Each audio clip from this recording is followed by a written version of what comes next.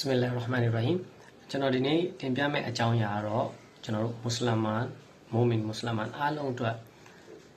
general topic ပေါ့နော် general ရေဘူးအဖြစ်အားလုံးလိုကိုကျွန်တော်ရှင်းပြသွားမှာဖြစ်တယ်ဒီနေ့ကကျွန်တော်တပည့်တွေကိုစာသင်ရင်းနဲ့ရဂျပ်လာလည်းရောက်ပြီဆိုတော့เนาะကျွန်တော်တို့တနစ်တာမှာရှိတဲ့ overall summary လေးကိုကျွန်တော်သင်ကြားပေးနေတဲ့အချိန်မှာဒီဘက်ကလည်းကျွန်တော်တို့ live record လေးကျွန်တော်လုပ်ပေးထားတာပေါ့နော်ဒီဘက်ကကျွန်တော်YouTube ပဲဖြစ်ဖြစ် social media မှာပဲဖြစ်ဖြစ်ဒီတင်ပြမှုလေးကိုနားထောင်နေဆိုရင်အလ်ဟမ်ဒူလ illah အင်ရှာအလ္လာဟ်နဘဝလွယ်ကူမှုနဲ့အောင်မြင်မှုရရှိမယ်လို့ကျွန်တော်မျှော်လင့်ပါတယ်နံပါတ်1အနေနဲ့ကတော့ကျွန်တော်တို့ဒီဘက်ကတပည့်တွေလည်းရှိတယ်ဆိုတော့ကျွန်တော်မျက်နှာကတော့ဟိုဘက်ဒီဘက်တော့ခဏလေးတော့လဲ့မယ်ပေါ့နော်အဲဆိုနံပါတ်1အနေနဲ့ကျွန်တော်တို့လက်ရှိကျွန်တော်တို့ရထားတဲ့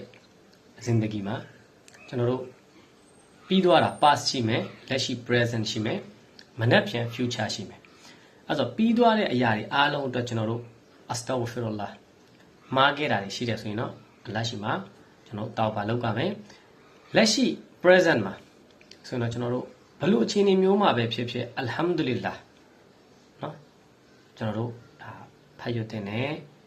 နှုတ်ကပဲမဟုတ်ပါဘူးကျွန်တော်တို့เนาะခန္ဓာကိုယ်360အားလုံးကနေပြီးတော့အလ္လာဟ်ရှင်မြတ်ကိုတကယ်ပဲအလ္လာဟ်ရှင်မြတ်ငါတို့ဇင်ဒဂီတစ်ခုပေးထားတယ်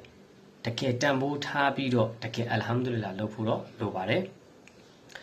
future မှာဆိုရင်တော့မနက်ဖြန်ပေါ့မနက်ဖြန်အတွက်ကတော့ကျွန်တော်တို့တစ်ခုပဲလုပ်လို့ရမယ်ဗာလေအင်ရှာအလ္လာဟ်မလာသေးဘူးအဲ့အတွက်ဒီနေ့ညလည်းဒုနီယာထွက်ရင်ထွက်သွားနိုင်တယ်အဲ့တော့ပြီးခဲ့တဲ့အရာအားလုံးအတွက်လည်းကျွန်တော်မှားခဲ့တာရှိအစ္စတီဖာလုပ်မယ်ရှုကူလုပ်မယ်လက်ရှိကတော့ကျွန်တော်တို့ရှုကူအများဆုံးလုပ်ကြမယ်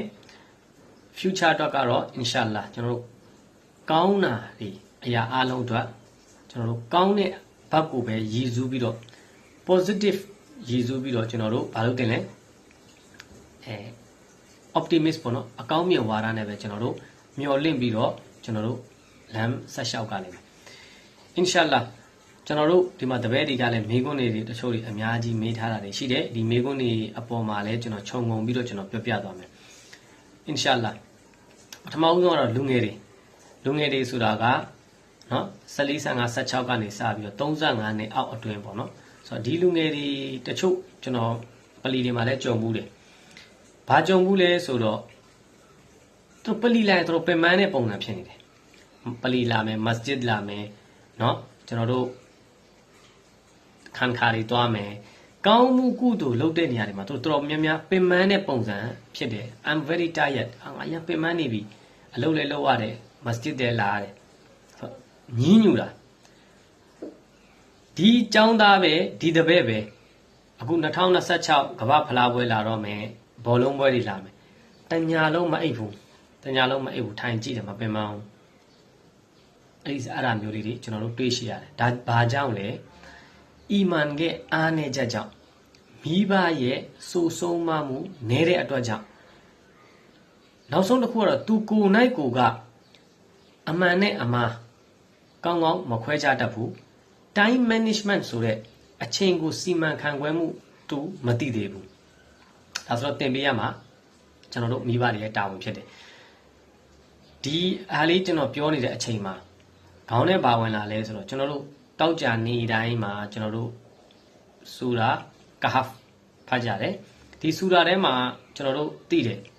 မူဆာအလိုင်ဆလမ်နဲ့ခေဒရ်အလိုင်ဆလမ်ဒီအကြောင်းကိုပြောရင်လည်းအမြဲတမ်းပြောဖြစ်တယ်ကျွန်တော်ရဲ့ဗျာနေတိုင်းမှာကျွန်တော်ရဲ့တပည့်တွေတော့နောက်တချို့ဆိုတော့9ထပ်ကွမ်6ထပ်ကွမ်ဖြစ်နေပြီဒါပေမဲ့ဒီနေ့ကတော့ဒီ target မတူဘူးပေါ့နော်ကျွန်တော်ပြောမှာတော့မူဆာအလိုင်ဆလမ်ကနဗီလည်းဖြစ်တယ်ရဆူလ်လည်းဖြစ်တယ်ခေဒရ်အလိုင်ဆလမ်ရှိရောက်တဲ့အချိန်မှာသူကတင်ယူလေးလာမှုတစ်ခုအနေနဲ့သူတွားခဲ့တာအဲ့တော့သူဒီနဗီသူဒီရဆူလ်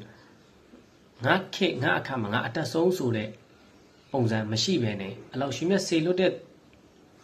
ပုံကိုတယောက်ရှိကိုတွားပြီးတော့သူတင်ယူခဲ့တယ်ဒီခေဒီခါမှာကျွန်တော်တို့ရှိုက်တွေမရှာအိတ်တွေဆော်ဒီယာပဲဖြစ်ဖြစ်ဘယ်နိုင်ငံပဲဖြစ်ဖြစ်အရန်တတ်တဲ့ပုံကိုတွေနိုင်ပြတာပေါ့နော်နာအူဇူဘီလာမူဆာအလိုင်ဆလမ်လောက်ကျွန်တော်တို့သိမလားအလ္လာဟ်ရဲ့နဗီတယောက်လောက်ကျွန်တော်တို့အတိအထူးတွေရနိုင်မယ်ထင်လား မရနိုင်ဘူးနော်အဲ့တော့ဒီလိုနဗီတွေတောင်မှပင်လေအလောက်ရှိမြတ်စေလွတ်တဲ့ခရစ်အာလိုင်ဆလမ်ရှိမှသွားပြီးသင်ယူရတယ်အီလ်မေလဒူနီနဲ့ပတ်သက်ပြီးတော့သူ့မှာမရှိတဲ့အီလ်မေနဲ့ပတ်သက်ပြီးသူသင်ရတယ်ကျွန်တော်တို့ဒီခေတ်ဒီခါမှာငါကောနေတယ်ငါတိတယ်ငါတတ်တယ်ငါလုံးရင်ဖြစ်တယ်ဆိုတဲ့လူတွေဒါဒီဗျာလေးနားထောင်ရင်တော့ကိုယ့်ကိုပြုပြင်တဲ့နဲ့မဟုတ်ရင်တော့ကဘာမှာပြန်ပြုပြင်ခြင်းခံရရင်တော့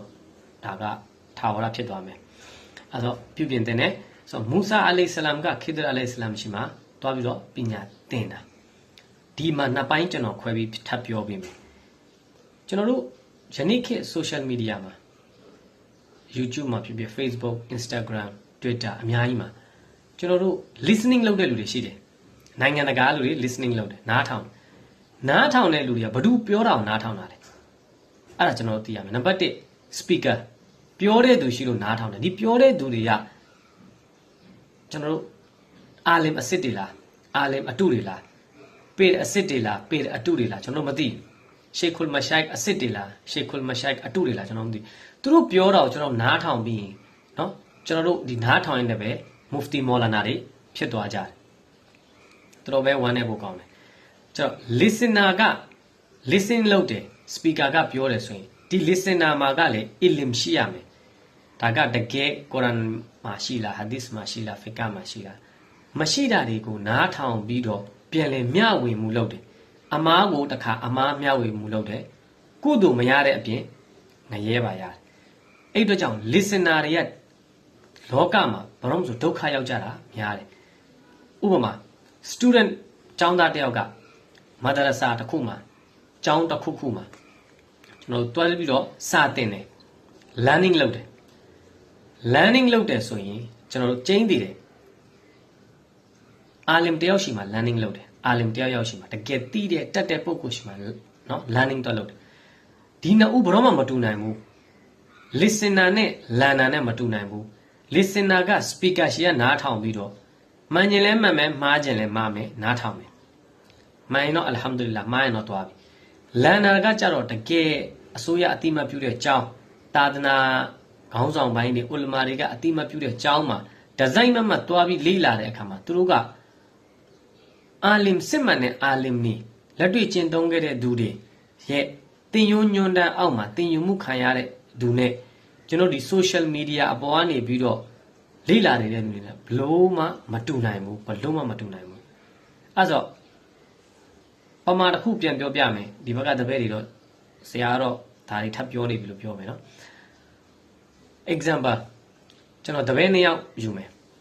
တပည့်2ယောက်ကျွန်တော်ခေါ်မယ်ခေါ်ပြီးတော့တယောက်ကိုကျွန်တော်စေးချောင်းပို့မယ်9နှစ်တင်မယ်ပြီးရင်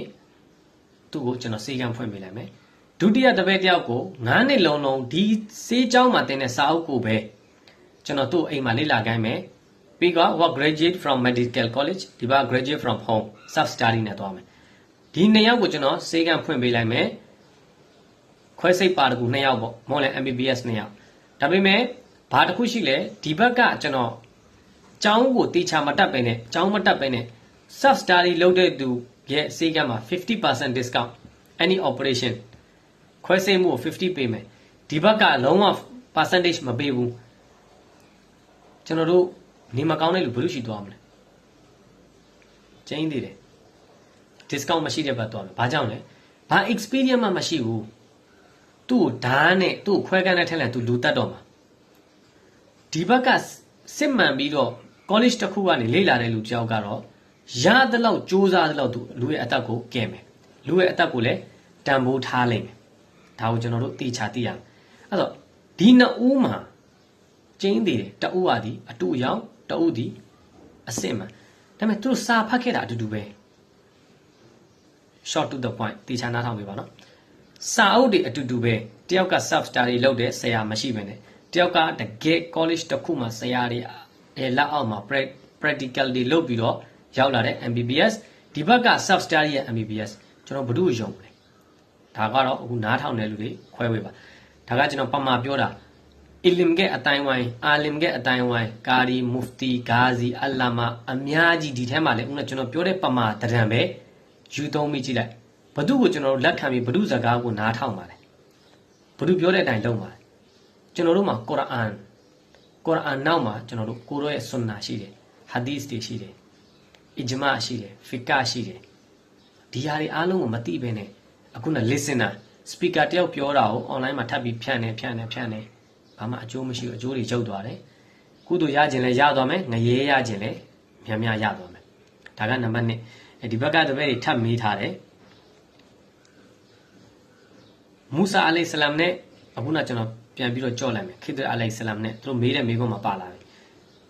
မူဆာအလိုင်ဟိဆလမ်နဲ့ခိဒ်အလိုင်ဟိဆလမ်နဲ့အကြောင်းလူတိုင်းသိကြတယ်နိုင်ငံတစ်ခုကိုပြုပြင်တယ်ဒီမှာလဲတက်ဖ်ဆီဒီမှာအကျယ်ဝင့်ရှင်းပြတဲ့တယ်ဒီနေ့เนาะမူဆာအလိုင်ဟိဆလမ်ကဒီနိုင်ငံကိုပြင်တဲ့ထဲမှာတချို့ဆိုမှမပါဝင်သူကြည့်ပေးတာခိဒ်အလိုင်ဟိဆလမ်ပြင်နေတာကိုသူကြည့်ပေးတယ် witness ခိဒ်အလိုင်ဟိဆလမ်ပဲပြင်တာတယောက်တည်းတချို့ဆိုမှเนาะအဲ့တော့ပြင်လိုက်တဲ့အခါမှာမူဆာအလိုင်ဟိဆလမ်ကဘာပြောလဲဆိုတော့တန်ရတန်ကြီးတော့ယူတင်တယ်เนาะတော့အဲ့မှာရှိတဲ့မြို့သူမြို့သားတွေအားလုံးကလည်းဘာဖြစ်တော့လုံးဝဘခီးတွေစကီစကာဝတ်မရှိဘူးရေတစ်ခွက်တောင်မတိုက်ချင်တဲ့သူမျိုးတွေအဲ့ဒါဆိုတော့မူဆာအလိုင်ဟိဆလမ်ကတခုလိုချင်တယ်သူတို့လုပ်ပေးတဲ့လုပ်အားအတွက်ခိဒ်အလိုင်ဟိဆလမ်ကဘာပြောလဲဒီဟာငါပြင်ရတဲ့အကြောင်းရင်းအနောက်မှာခလေး2ယောက်ရှိတယ်ဒီအောက်ထဲမှာယေဒနာတွေရှိတယ်ဒီလောက်မှာပဲဆရာတွေရပ်သွားတယ်เนาะကျွန်တော်ဒီထက်ထပ်ပြီးရှင်းပြပေးဘာကြောင့်ဒီခိဒ်အလိုင်ဟိဆလမ်ကဒီယတီမ်ခလေး2ယောက်ကဥစ္စာတွေကိုဒီအုတ်တိုင်းအောက်မှာရှိတယ်ဘာလို့ပြန်တိဆောက်ပေးလဲသူတို့အချိန်တစ်ခုကြာရင်လာပြီးဖော်ထုတ်ရင်သူတို့ရရှိသွားမယ်မဟုတ်ရင်သူများတွေရသွားမယ်ဒီခလေး2ယောက်ကအဖေ80မြောက်မှာအဖေ80မြောက်မှာဆွာလီဟင်တယောက်ရှိခဲ့တယ်ဝလီသူတော်စင်တယောက်အဲ့ဒီဝလီသူတော်စင်ရဲ့အလောရှိမြတ်ကဆွာလီဟင်ဝလီသူတော်စင်တတ်မှတ်ပလိုက်တဲ့မှာသူ့ရဲ့ generation မှာလာတဲ့ဒီခလေးတွေကိုလေသူတို့ရတဲ့ရထိုက်တဲ့ဟာရအောင်ဆိုပြီးတော့ခိဒ်အလိုင်ဟိဆလမ်ကိုအလောရှိမြတ်ချီးမြှင့်တဲ့အီလ်မီလဒူနီနဲ့သိပြီးတော့ဒီအုတ်ရိုးတိုင်းကိုပြန်ပြီးတော့စောင့်ပေးတယ်ဘာသိရလဲ very interesting တော်စိတ်ဝင်စားဖို့ကောင်းတယ်ကိုရီမဟုတ်ဘူးကိုရီရဲ့မိဘတွေအဖိုးတွေအဖွားတွေမှာသူတော်စင်တွေရှိခဲ့တယ်ဝလီသူတော်စင်တွေရှိခဲ့တယ်အာလင်တွေအာဘစ်တွေအာရှစ်တွေဆွာလီဟင်တွေရှိခဲ့တယ်ဆိုရင်အဲ့ဒီရဲ့အကျိုးကျေးဇူးကသူ့မျိုးနွယ်တွေအားလုံးခံစားရတယ်ကဲဒီနဗီတယောက်ကနဗီဆုံးသွားပြီဆိုသူနဗီကနေပြီးသွားတာမဟုတ်ဘူးနော်ပြီးသွားတယ်ဆိုလို့ပြောတဲ့သူတွေအဲ့ဒါဂျာဟီလ်တွေပဲပြောမယ်ဒီခိဒ်အလိုင်ဟိဆလမ်နဲ့မူဆာအလိုင်ဟိဆလမ်ဆူရာကာဟဖ်မှာပါတယ်တချို့တက်ဖ်ဆီတွေမှာပြောတယ်အဲ့တော့ကိုယ့်ရဲ့မျိုးနွယ်အထက်ကဆွာလီဟင်နေတယောက်ယောက်ရှိခဲ့တယ်ဆိုရင်အဲ့ဒီရဲ့ဘာရကတ်ကသူ့ရဲ့အထက်ဆက်မရရင်တော့အောက်ဆက်တွေအားလုံးကခံစားရတယ်ဘာဇက်မှာတော့အထက်ဆက်အောက်ဆက်အကုန်ခံစားရမယ်ဘာကြောင့်လဲအလ္လာဟ်ရဲ့သူတော်စင်ဝလီအော်လီယာဖြစ်သွားတယ်အလ္လာဟ်နှစ်သက်သွားတယ်သူ့ကိုအဲ့ဒီတော့နောက်တစ်ခုမှတပည့်တစ်ခုထပ်မိထားတယ်အဲ့ဒါနဲ့ပတ်သက်ပြီးတော့ကျွန်တော်တို့ဟုတ်ပြီအင်ရှာအလ္လာဟ်မနက်ဖြန်အတိုင်းကိုကျွန်တော်တို့အင်ရှာအလ္လာဟ်နဲ့အစပြုမယ်ဆိုတော့ဒီအင်ရှာအလ္လာဟ်မှာကျွန်တော်တို့ကကောင်းမှုကုသိုလ်လုပ်မယ်ဆိုရင်ချက်ချင်းတာထားလုပ်လိုက်မစွဲနဲ့အချိန်စွဲတာငပြင်းနေရဲ့အလုပ်เนาะအချိန်မစွဲနဲ့မှာရှိတဲ့တပည့်တို့တွေလည်းကောင်းမှုကုသိုလ်ကိုအမြန်မဲလုပ်လုံးဝအချိန်မစွဲနဲ့ကျွန်တော်တို့ဟာဒီသ်တွေမှာလည်းရှိတယ်ဆုံးသွားတဲ့လူကိုအမြန်ဒဖန်လုပ်ရမယ်ဂုဏတစ်ခုခုဖြစ်ပြီးသွားရင်တောက်ပါအမြန်ဆုံးလုပ်ရမယ်အရွယ်ရောက်တဲ့သူကိုဘာဖြစ်တော့ရှာသည်ကျွန်တော်တို့လုပ်ပေးရမယ်သူနဲ့လိုက်ဖတ်တဲ့တင့်တော်တဲ့သူရှိအဲ့တော့ကျွန်တော်တို့အချိန်လုံးဝမစွဲပါနဲ့အင်ရှာအလ္လာဟ်မနက်ဖြန်အတွက်လည်းကျွန်တော်တို့ plan ဆွဲထားလို့လည်းရတယ်မနက်မိုးလင်းနေဆိုရင်တော့ဒါရှင်တန်ဝင့်အလောရှိမြတ်ချင်းပေးလိုက်ပြီးဒီ plan တိုင်းကျွန်တော်တို့ဆက်သွားမယ်နောက်ကျွန်တော်တကွာအလောရှိမြတ်ကိုချစ်စိတ်ကြောက်စိတ်ရှိတာလေကျွန်တော်တို့ဒါအင်မတန်ပဲအရေးကြီးတယ်ဒီချစ်စိတ်နဲ့ကြောက်စိတ်မရှိရင်လူက freedom ဖြစ်ပြီးတော့နောက်ပိုင်း freedom သမားတွေကကျွန်တော်တို့ atheist ဖြစ်သွားတာလေအများဆုံးတွေ့ရှိရတယ်ဒီနေရာမှာကျွန်တော်တို့တာဘီအင်းမှာနာမည်အကြီးဆုံးဟာဆန်ဘဆရီနော်ဟာဆန်ဘဆရီတခင်ကဆဟာဘာပေါင်း80ရဲ့ဆိုဟဘတ်ကိုသူရရှိခဲ့တယ်ဒီဆဟာဘာတွေဒီရဆူလ်ကုရ်အာန်ဆလ္လာလဟ်ဝါဆလမ်ရဲ့တင်ပေးခဲ့တဲ့ student golden student တွေပဲနော်ဒါပေမဲ့မရှဟူရ်ဖြစ်တာကတော့ဟာဇရတ်အလီရဲ့ဒါတပည့်အရင်မရှဟူရ်ဖြစ်တယ် သူဘာပြောလဲဆိုတော့အခွင့်အရေးရရင်လက်လွတ်ဆုံးရှုံးမှုမခံပါနဲ့ကောင်းတာကိုအမြန်ဆုံးပဲလုပ်ပါဘာတော့မှကျွန်တော်တို့နောက်မနည်းနဲ့အခုခေတ်မှာတချို့တွေရှိတယ်တချို့လူငယ်လေးတွေ active အရန်ဖြစ်တယ်ပရာဟိတလည်းလုပ်တယ်ဟိုကုရ်အာန်နဲ့ဟာဒီသ်တွေလည်းသင်ပေးမယ် English တွေ business management တွေလည်းသင်တယ်เนาะချို့လူငယ်တွေနိုင်ငံခြားလည်းသွားတယ် social media မှာလည်းဒီမိုမင်တွေမွတ်စလမန်တွေကိုလမ်းမှန်ပြတယ်ဒီလိုလူငယ်လေးတွေကိုကျွန်တော်တို့ကဘာလုပ်ပေးရမလဲလူငယ်တွေပဲဖြစ်ဖြစ်ရွယ်သူတွေပဲဖြစ်ဖြစ်ကျွန်တော်အားပေးရမယ်သူတို့ကိုကျွန်တော်လက်ဆွဲပြီးတော့ခေါ်ယူရမယ်အခုခေတ်မှာကမြန်မာနိုင်ငံနဲ့တခြားနိုင်ငံတွေမှာအကုန်လုံးလိုက်ကြည့်လူငယ်လေးတွေတယောက်ယောက်အဲ့လိုပေါ်ထွန်းလာပြီးဆိုရင်ဝိုင်းပြီးတော့ဖိတယ်ဝိုင်းပြီးတော့နှိပ်တယ်เนาะကိုရှိတဲ့ယာတုကိုစွန့်လွတ်လိုက်ကမှလို့ဘယ်သူမှမပြောဘူးမြင့်တင်ပေးရမယ် motivation ပေးရမယ်အခုခေတ်မှာတော့အဲ့ဒါမျိုးလုပ်တဲ့လူတွေတော်တော်ပဲနေတယ်တချို့အသက်60 80ရှိနေပြီဒီနေရာမှာထိုင်နေတယ်ကိုလည်းမလုံနိုင်တော့ဘူးဖယ်လည်းမဖယ်ပေးခြင်းဘူးဆိုတော့ဒီစိတ်ဓာတ်တွေကတကယ်အောက်တန်းကျတဲ့အောက်တန်းစားစိတ်ဓာတ်တွေဒီလိုစိတ်ဓာတ်ရှိနေတဲ့သူတွေဘာလို့မှစစ်မှန်တဲ့ဟီဒါယတ်မရရှိဘူးနောက်တစ်ခုကသူတို့ဒီဒုနီယာကတေးတိမ်နဲ့မော့နဲ့ပဲသူတို့သွားမယ်မရှဟူရ်ဟဲမော့ဘာလို့မှမရဘူးနောက်တမလွန်ဘဝမှာလည်းအလောရှိမြတ်ကစမ်းသပ်မှုတွေခံရမယ်အဇပ်တွေခံရမယ်ကိုမလုံနိုင်ရင်လုံနိုင်တဲ့လူကိုပေးလိုက်တော့ဒါကကျွန်တော်တို့ dustur ပဲเนาะအခုကျွန်တော်နိုင်ငံတကာမှာကျွန်တော်9နှစ်တခါเนาะကျွန်တော်တို့ president တွေချိန်တယ်ဒါကိုကျွန်တော်တို့မျက်လုံးပွင့်နေတယ်ဆိုတော့မြင်မယ်ချိန်တယ်အများနဲ့ changes လုပ်နေတယ် update တွေလုပ်နေတယ် upgrade တွေလုပ်နေတယ်တချို့တွေကနောက်ပြန်ဆွဲတယ်ဆိုတော့ကျွန်တော်တို့ဒီနီအစ္စလာမ်မှာတချို့ဖွဲ့စည်းတွေမှာအများကြီးရှိတယ်ကျွန်တော်တကယ်ချင်းနေနိုင်ငံတကာမှာတော်တော်များများရှိတယ်ဒီအခက်ခဲကကြုံတွေ့နေရတယ်တကယ်လုံနိုင်တဲ့လူလုံတတ်တဲ့လူအရေးချင်းရှိတဲ့လူစံရှိတဲ့လူတွေရှိတယ်ဒါပေမဲ့ဟန်ရှိတဲ့လူတွေဆိုလို့ကဘာဖြစ်လဲမဖယ်ပေးဘူးတခုခုရဲ့ background ယူပြီးတော့သူတို့ဒီအမြဲတမ်းဒုက္ခပေးနေလေရှိတဲ့အဖွဲ့အစည်းရတယ်ဒါတတ်ရှိတယ်အဖွဲ့အစည်းတိုင်းမှာနော်ဒီလိုမကောင်းဆိုးရတာအဲ့လိုရှင်မထားပေးထားတာပေါ့နော်အဖြူနဲ့အမဲကွဲအောင်နောက်တစ်ခုဒီမှာကျွန်တော်တပည့်ပါမေးလဲဆိုတော့Fajr namaz ဖတ်ဖို့ကိုเนาะသူအရန်ဒုက္ခရောက်နေတယ်เนาะ Fajr ကမရဘူးကျန်တဲ့ namaz တွေရတယ်ကဲကောင်းပြီအဲ့ဒါဆိုရင်တော့ကျွန်တော်အဖြေကတော့ရှင်းရှင်းပဲပြင်းလို့မင်းငါပြင်းမို့လို့မင်း Fajr မဖတ်နိုင်တာဒါပဲရှိုက်တန်နောက်ဆက်လို့လည်းမဟုတ်ဘူးဘာမှမဟုတ်အခုဆရာအနေနဲ့ example ပေးပေးမယ်မနက်ဖြန်လေရင်ခွဲဆင်းရမယ်မနက်4နာရီခွဲနောက်ကြမလားကျွန်တော်တို့နောက်ကြမလားမနောက်ကြယောဂဖြစ်ဖို့ test ဆရာဝန်နဲ့ appointment လုပ်ထားတယ်2နာရီနောက်ကြမလားမနောက်ကြဘူးသွားတယ်မင်္ဂလာဆောင်အချိန်မင်္ဂလာဆောင်မဲ့ဂရုသားဂရုသမီးဒီအချိန်ရောက်ကမယ်ပွဲထုတ်မယ်နောက်ကြလို့ရလားနောက်မကြအချိန်မှန်မှန်သွားကြတယ်ညဘောလုံးပွဲရှယ်ပဲည1နာရီ2နာရီလာမယ်ထားကြည့်နိုင်တယ်ဒါကဘာမှရှိုက်တန်နောက်ရှက်နေတာမဟုတ်ဘူးဘာဖြစ်နေရလဲကိုနဲ့ကငပြင်းဖြစ်နေတာเนาะပြင်းနေတာအဲ့ဒါအဲ့ပြင်းတဲ့ဥစ္စာကိုထပ်မပြင်းသွားလိရအောင်เนาะကြိုးစားပြီးတော့ဒါနမတ်ဖတ်မှဒါရရှိမှာဖြစ်တယ်เนาะတခြားနေရာတွေမှာကျွန်တော်တို့ကဥပမာ president နဲ့ meeting လုပ်မယ်ဆိုရင်ည2နာရီလည်းထသွားနိုင်ဆွလတ်ဆိုတာကဘလောက်အရေးကြီးလဲကျွန်တော် definition တော့ထပ်မဖွင့်တော့ဘူးအရင် video တွေမှာကြည့်လိုက်တော့เนาะအဲ့တော့ကိုနဲ့ပဲဆိုင်နေဘာမှရှိုက်တန်သွားပြီးတော့ခေါင်းပုံစရာမလိုဘူးနောက်တစ်ယောက်ကထပ်မိတယ်ရဂျပ်ရှာဘန်ရာမဒန်เนาะ3ခုဟုတ်ပြီရဂျပ်ရှာဘန်ရာမဒန်မှာပြင်ဆင်မှုတွေဘာကြောင့်လုပ်ရလဲလို့မေးတယ်ကဲမင်္ဂလာဆောင်မယ်3လပိုင်းဆိုရင်အဲ့3လပိုင်း1ရက်နေ့မှာမင်္ဂလာဆောင်မယ်ဆို3လပိုင်း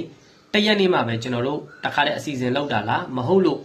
12လပိုင်း17လပိုင်းတွေကအဝတ်စားတွေစားချုပ်မယ်เนาะဖိတ်စာတွေဖိတ်မယ်အမျိုးသမီးဘက်ကဒီဘက်ကအမျိုးသားဘက်ညီနိုင်နေလုပ်မယ်ကြိုပြီးလုပ်ရတယ်မဟုတ်ဘူးလားရှာတီတစ်ခုဖြစ်မယ်ဆိုရင်တော့မှကြိုပြီးလုပ်ရတယ်ဆိုတော့ဒီရမဒန်ဆိုတဲ့ရှာဟ်ရမဒန်เนาะကုရ်အာန်ကြားရောက်တဲ့လဥမ္မတ်ကဲလဒီရမှာရှာဘန်ဒီရဆူလ်ကုရ်မြတ်ကဲလရဂျပ်ဒီရှာရ်အလ္လာဟ်เนาะအဲ့တော့အလ္လာဟ်ရှင်မြတ်ကဲเนาะအတိမတ်ပြုတဲ့အလ္လာဟ်ရှင်မြတ်ကဲလတော့ရဂျပ် ရှာဘန်ရာမဒန်ဆိုတော့ဒီရာမဒန်ကိုတွားဖို့အတွက်ကိုကျွန်တော်တို့ကရဂျပ်ထဲကပြင်ရမယ်အခုနဲ့ကျွန်တော်ကရှာဒီနစ်ကာတစ်ခုနဲ့ကျွန်တော်နိုင်ပြလိုက်တာပေါ့နော်အဲ့တော့သဘောပေါက်မယ်ကြိုတင်ပြင်ဆင်မှုမရှိဘဲနဲ့ရာဟမတ်လာမထပြီးတော့စောင့်နေတဲ့သူတွေကတော့မော့ပဲလာလိုက်မယ်သူတို့ရာဟမတ်လာမလားမလာမလားတော့မသိဘူးပြင်းနေတာဟုတ်ပြင်းပြီးတော့ဖြင်းနေတာဘရောမှလာမှာမဟုတ်ဘူးเนาะကြိုးစားရမယ် work hard အလုပ်များများကြိုးစားရမယ်เนาะဒီနေရာမှာတစ်ခုဆရာပြောပြပေးမယ် Islamic Banking Project ကျွန်တော် UAB Bank မှာလုပ်တော့မှာ Christopher ဆိုတာသူ့ရဲ့ CEO ကျွန်တော်သူ့ကိုမေးတယ် English လိုပဲမေးတာပေါ့နော်နေ့တိုင်းမင်းဘာတွေလုပ်လဲမင်းဘဝမှာနေ့တိုင်းဘယ်လိုပြောင်းလဲမှုတွေလုပ်လဲနေ့တိုင်းရဲ့မင်းရဲ့ goal ကဘာလဲမင်းရဲ့ target ကဘာလဲ destiny ဘာလဲ aim ကဘာလဲ goal ကဘာလဲကျွန်တော်မေးတော့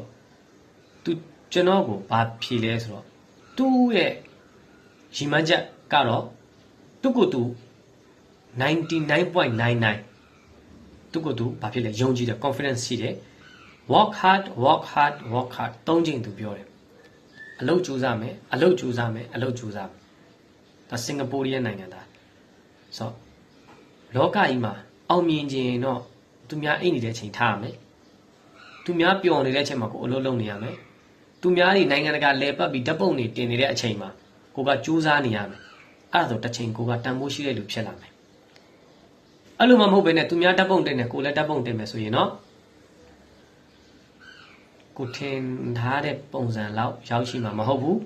ပြစားမှုတွေမှာပဲနင်မွန်သွားလိမ့်မယ်အဲ့အတွက်နော်စင်ကာပူကနေတကယ်ချီးကျူးဖို့ကောင်းတယ် Japanese တွေသူတို့အရန်စူးစမ်းတယ် work hard အရန်လုပ်တယ်ဒါပေမဲ့သူတို့မအောင်မြင်လဲသူတို့ဒီအပေါ်မှာသူတို့ lesson to learn ပဲသူတို့နှစ်သိမ့်လိုက်တယ်သူတို့ကျေနပ်လိုက်တယ်အဲ့အတွက်ခုနနမတ်ဖတ်လို့မရဘူးပြောတဲ့သူနော်အဲ့တော့တတ်မှတ်လိုက်ပါဒါဘာမှရှိုက်တန်မဟုတ်ပါဘူးပြင်းနေတာပါနော်ပြင်းနေဖြင်းနေတာအဲ့ဆိုအဲ့ဒါအပြင်းကြောကိုဖြောက်မှပဲရမယ်နော်မဟုတ်လေဖုန်းတွေအခုပေါ်နေတယ်ဖုန်းတွေအများကြီးရှိတယ်အလံပေးပြီးထား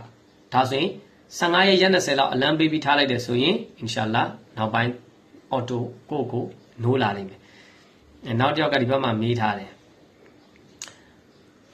life ကနော် situation မှာ tranquility ပေါ့နော်အလား basically လက်တော့တမအဲ့လိုကိုအဲ့ပေါ့နှလုံးသားတည်ငြိမ်တဲ့သူတွေက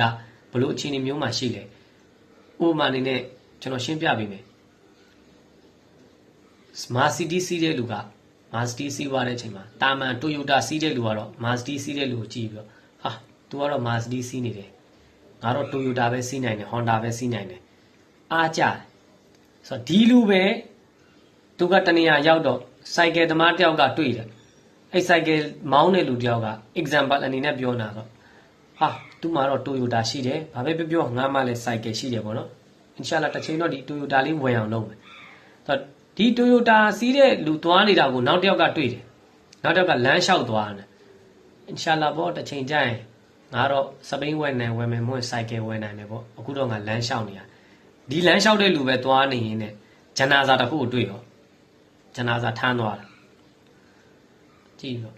ယာလာအလ်ဟမ်ဒူလ illah ဘာပြောလဲလိုချင်တဲ့ဟာခဏပျောက်သွားတယ်ငါအသက်ရှင်နေတာအလ်ဟမ်ဒူလ illah အခုဟိုမှာပလက်လဲပြီးသွားပြီအဲ့တော့လက်ရှိနေတဲ့အချိန်မှာလက်ရှိကိုကျွန်တော်တန်ဖိုးထားဖို့အရေးကြီးတယ်ကြိုးစားမယ်အင်ရှာလာလောက်မြတ်ပေးမှာပါရတယ်လက်ရှိနေတဲ့ခန္ဓာကိုယ်360အစိပ်ပိုင်းလုံးကိုကျွန်တော်ရှုကုလောမှာဘုတော့အစဆုံးမှကျွန်တော်ပြောလိုက်တဲ့တပည့်တွေက အလ်ဟမ်ဒူလ illah ဆိုတာကျွန်တော်တကယ်ပဲမရင်ရှိရည်နဲ့ကျွန်တော်ပြောရမှာဟုတ်လားဘိုက်အရန်စားနေတဲ့အချိန်မှာစားတဲ့ထမင်းကကျွန်တော်ဓာမောင်းနေနဲ့လည်းမတူဟိုကျွန်တော်တို့အာရဗ်ဆိုင်မှာသွားစားတာနဲ့လည်းတူမှာမဟုတ်ဘူးအဲ့လိုမျိုးပဲအလ်ဟမ်ဒူလ illah ဆိုတာကျွန်တော်တို့နှလုံးသားတွေကကျွန်တော်တို့ထွားကြမှာဆိုတော့ဒီနေရာမှာဘာသိရလဲရှင်နေတဲ့သူကဒုနီယာထွက်သွားတဲ့လူကအများကြီးဒါတန်ဖိုးရှိပြီးကြံခဲ့တာပဲ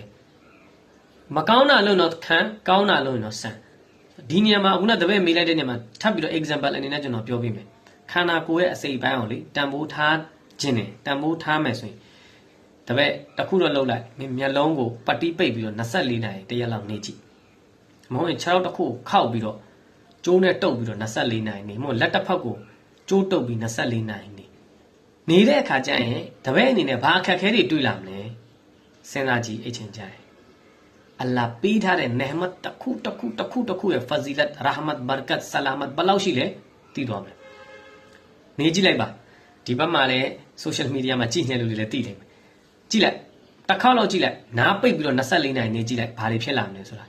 အဲ့တော့အလောရှင်မြတ်ကျွန်တော်တို့ကိုခန္ဓာကိုယ်360ပေးထားတယ်အင်တာမဲ့ကျွန်တော်တို့ရှုကူပြုလုပ်ရမှာဖြစ်တယ်နောက်တစ်ယောက်အနေနဲ့ကသူကဒုနီယာမော့ဘာဇတ်အာခရတ်နဲ့ပတ်သက်ပြီးတော့ example လတ်လေးတစ်ခုနဲ့ရှင်းပြပေးပါတဲ့နော်အဲ့ဆိုတော့ very simple ပါနော်တပည့်နားထောင်ပေးပါဘယင်တစ်ယောက်ကနေပြီးတော့အလုတ်သမား3ယောက်ကိုခေါ်လိုက်တယ်အလုတ်သမား3ယောက်ကိုခေါ်ပြီးပန်းသီး channel လုပ်တယ်ဒီဝါကီယာလည်းအရင်ကရှင်းပြပြီးသွားပြီနော်ကျွန်တော် fika တင်နေတဲ့အချိန်မှာရှင်းပြပြီးသွားပြီဆိုတော့ဒီအလုတ်သမား3ယောက်ကိုဘယင်တစ်ယောက်ကခေါ်ပြီးတော့ပန်းသီးတော်တွေကိုလွတ်လိုက်တယ်လွတ်ပြီးတော့ပန်းသီးတွေခူးခိုင်းလိုက်တယ်ပထမတစ်ယောက်က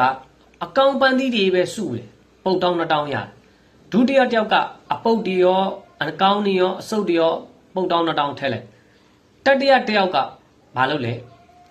သူပုတ်တောင်း2000နဲ့မမကျင်ဘူးငပြင်းခုနတစ်ယောက်ဖတ်ကြတယ်နော်အေးမင်းနဲ့တူတယ်မှာအဲ့တော့အဲ့တစ်ယောက်ကဘာလုပ်လဲ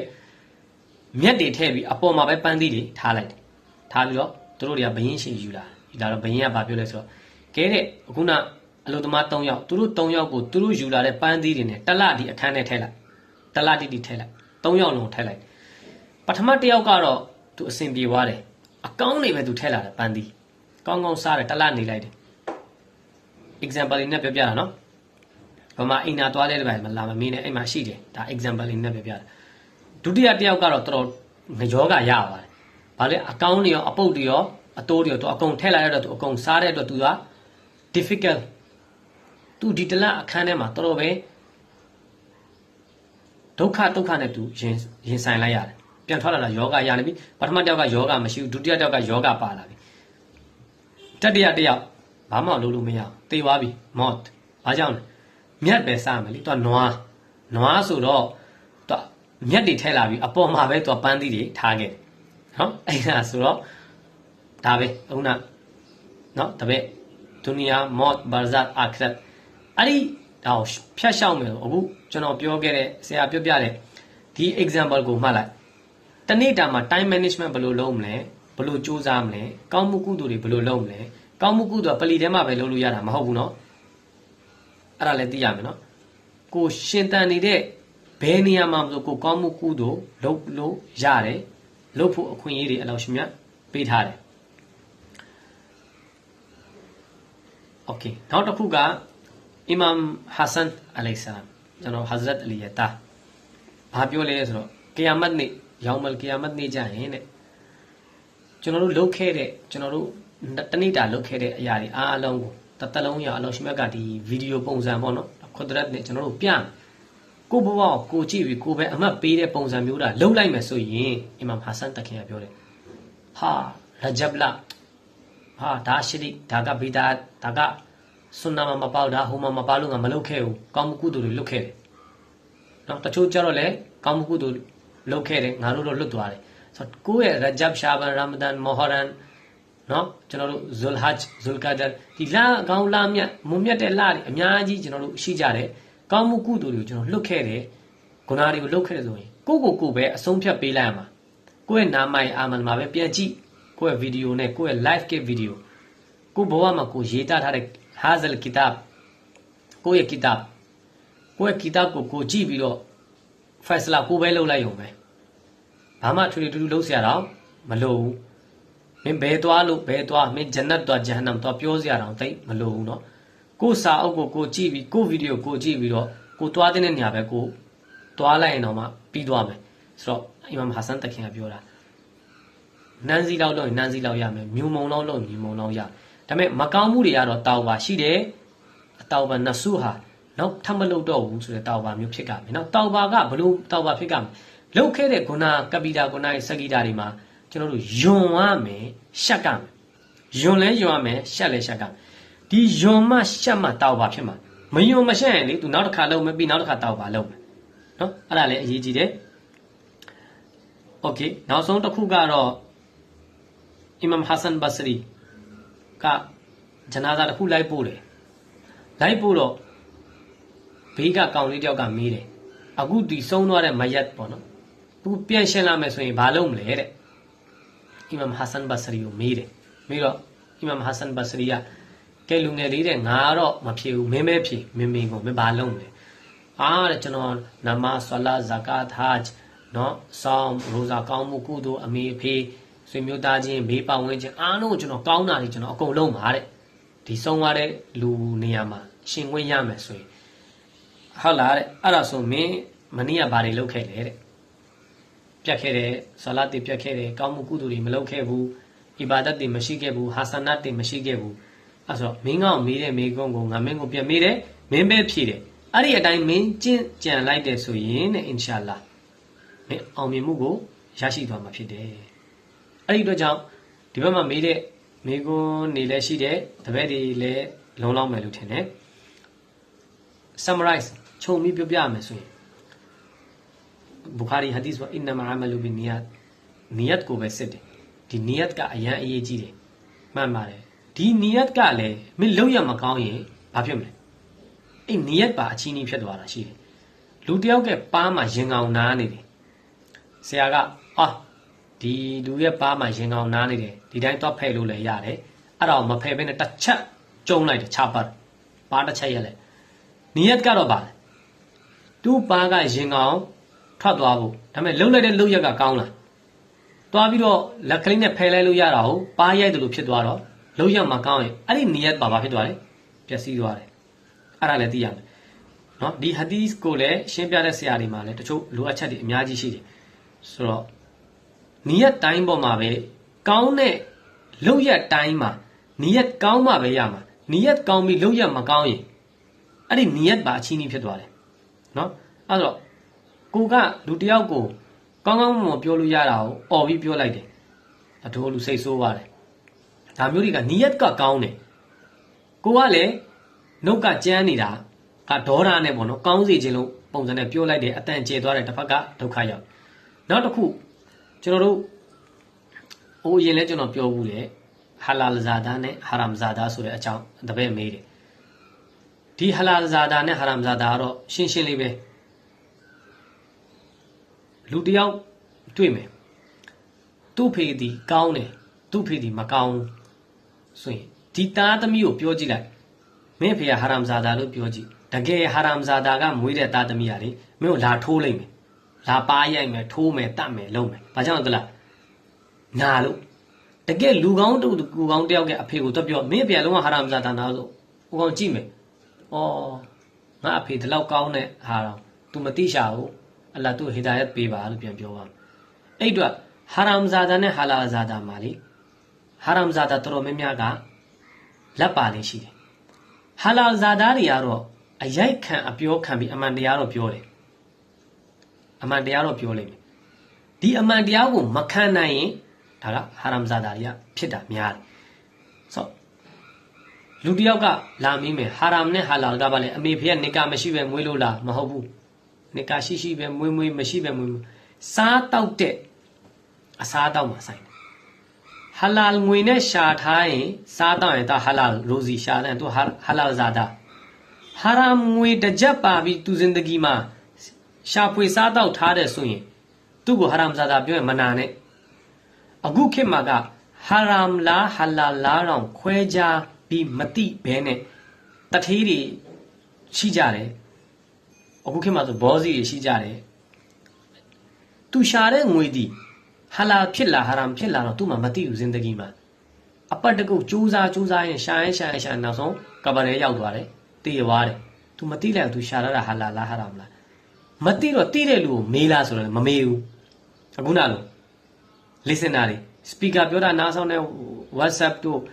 Facebook တို့ YouTube တို့မှာနားထောင်တယ်တေချာတကက်ဆွာလီဟင်းနေတေချာအာလင်နေကိုမမေးဘူးအာလင်အတုတွေပေးအတုတွေမရှိုက်အတုတွေနဲ့တွားပြီးတော့တွေးလိုက်တဲ့အခါမှာကိုရှာဖွေစားတောက်တာဟာလာဟာရမ်လားတော့သူတို့မသိတော့ဘူးအဲ့ဒီပတ်စံနဲ့ပဲဥမရာသွားမယ်အဲ့ပတ်စံနဲ့ပဲ hash သွားမယ်ဘာဖြစ်မှာလဲဘာမှဖြစ်လာဘူးမရှိဘူးအဲ့တော့ဒီမှာရှိတဲ့တပည့်တွေက တစ်ဖက်မှာဗီဒီယိုတော့နားထောင်နေလို့ဒုနီယာမှာအမလ်အီဘာဒတ်လုပ်တော့မယ်ဆိုရင်ကိုယ့်ရဲ့ရှာဖွေစားတောက်တဲ့ဟာကိုဟာလာရိုဇီစားမှာဟာလာဇာဒါဖြစ်မယ်ကိုစားတောက်နေတဲ့ငွေဒီဟာလာရိုဇီမဟုတ်ဘူးဆိုရင်တော့ကျင်းနေတဲ့ဟာရမ်ဇာဒါဖြစ်မယ်ဒါကဘာမှနာစရာမဟုတ်ဘူးပြုပြင်ဖို့ကျွန်တော်တို့ကပြောနေတာအဲ့ဒီအတွက်ကြောင့်အစားတစ်ခုဟာရမ်ဝင်သွားရင်ပြီးပြီရပောင်း40တချို့ဆိုမှ21ရက်သူကကပ်ဖို့မဖြစ်တော့ဘူးလုတ်တဲ့အီဘာဒတ်တွေလည်းဖြစ်မှာမဟုတ်တော့เนาะအခုနလေးစီးသမားတယောက်ရှိတယ်ခုနဖတ်ချက်ဖတ်လို့မရတဲ့လေးစီးသမားတယောက်ဆိုသူလည်းပြန်စဉ်းစားရမယ်သူဘာကြောင့်လေးစီးဖြစ်နေတာလဲကို့အမေဖေရှာတဲ့ပတ်စံဟလာလာဟာရမ်လာဒါနဲ့ပြန်ဆန်းစစ်ဖို့လိုတယ်ဘယ်နည်းလဲနေရာနေပတ်စံနေရပြီးတော့ဘလူစားနေတာလဲဆိုဟာရမ်ပတ်စံနေစားပြီးတော့အာလင်လာဖတ်လေအာလင်တော့ဖြစ်သွားမယ်ဒါပေမဲ့ဟာလာအာလင်မဟုတ်ဟာရမ်အာလင်ဖြစ်နေလိမ့်မယ်ဘာကြောင့်လဲသူစားတဲ့ငွေဒီသူ့အတွက်ဟာလာမဟုတ်တဲ့ဟာရမ်စားလိုက်တော့တာသနာပညာလဲသူ့ကိုအကျိုးမပြုသူသူ့ကနေပြီးတော့တင်ပေးတင်ယူမှုလုပ်တဲ့လူတွေအားလုံးလည်းအကျိုးပြုမှာမဟုတ်ဘူးအဲ့ဒါအရေးကြီးတယ်အဲ့ဆိုတခုခုဖြစ်ပြီးဆိုရင်အဆွာလီဟင်းနေသူတို့ရဲ့စားတောက်တဲ့ rizik လမ်းကြောင်းသူတို့ကတေချာလိုက်ကြည့်လိုက်ကြည့်ပြီးမှသူတို့ကဆုံးဖြတ်တယ်အဲ့အတွက်ကြောင့်အင်မတန်အရေးကြီးတယ်ကျွန်တော်တို့ဒီခေတ်မှာဟာလာစားပြီးတော့နမတ်နာကတ်လီလိုက်တာလာခုရှုခုဇူးနဲ့ဖတ်နိုင်တော်တိုးတက်နေတဲ့အဆင့် level တစ်ခုမှရောက်နေလိမ့်မယ်ဒါမှဟာလာကအရင်အရေးကြီးပါတယ်တပည့်တို့ကိုရှာဖွေစားတောက်နေတဲ့ business sector ပဲဖြစ်ဖြစ်ရောင်းဝယ်တာပဲဖြစ်ဖြစ်ဘာပဲဖြစ်ဖြစ်မသိရင်သိတဲ့လူတွေမေးပါဒါဟာလာလားဟာလာဖြစ်လားဟာရမ်ဖြစ်လားမေးပြီးတော့မှဒီဟာကိုစားတောက်တယ်ဆိုရင်ဒီစားတောက်တာအစကောင်းသွားပြီဆိုရင်ဖဂျာနိုးလာမယ်ပြင်းတာဖြောက်လိုက်ရင်ပေါ့နော်ဆိုတော့အီဘာဒတ်လုပ်ချင်စိတ်တွေဖြစ်လာမယ်နော်တဇကီယာနဖ်ဖြစ်လာမယ်နော်ကလပ်ကတဇကီယာဖြစ်လာမယ်ရူရဲ့တဇကီယာဖြစ်လာမယ်နော်ခန္ဓာကိုယ်360ရဲ့တဇကီယာတွေဖြစ်လာမယ်တန်ရှင်းလာမယ်အဲ့လိုတန်ရှင်းလာပြီဆိုရင်နော်အဲ့ဒါနူရ်အီမန်ကဲနူရ်အီလမ်ကဲနူရ်မုဟဘတ်ကဲနူရ်နော်ဒီနူရ်တွေအလင်းတွေရရှိလာမှာဖြစ်တယ်ဆိုတဲ့အကြောင်းကိုတင်ပြနေဒီကုန်း6ပါတယ်ဝါကင်ဒါဝါအလ်ဟမ်ဒူလ illah ရဘ်ဘီလ်အာလမင်အစ္စလာမ်အလိုင်ကွမ်ဝါရဟ်မတ်တူလာဟ်ဝါဘရကာတူဟူဒီဘက်ကတပည့်တွေလည်းနားလဲသဘောပေါက်မယ်ထင်တယ်ဒီနေ့မေးထားတဲ့မေးခွန်းတွေအကုန်လုံးကတော့ကျွန်တော်ဖြေလိုက်တဲ့အထက်မှာအားလုံးသဘောပေါက်မယ်လို့တော့မျှော်လင့်နေအင်ရှာလာဆိုနောက်ပတ်ကျွန်တော်တို့စနေတနေ့မနေ့တချို့မေးခွန်းတွေလေးပြန်နေပြီးတော့ဖြေကြပေးမယ်ဆလာမ်အလိုင်ကွမ်ဝါရဟ်မတ်တူလာဟ်ဝါဘရကာတူ